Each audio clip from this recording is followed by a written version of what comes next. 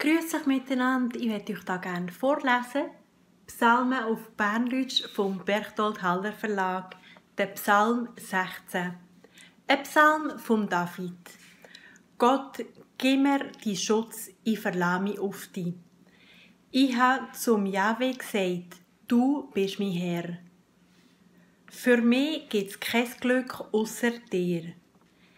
Die Heiligen in unserem Land, die gefallen mir. An diesen Heiligen habe ich mich Freude.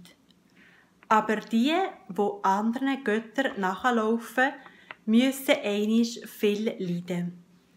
Nie gebe ich denen ein Trankopfer und nimm nie ihren Namen auf die Lippen.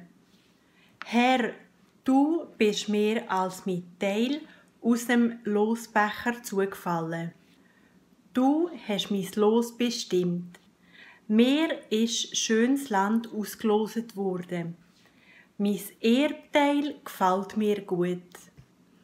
Ich sage der Herr, wo mir geraten hat, auch in der Nacht mahnt mein Herz mich dran.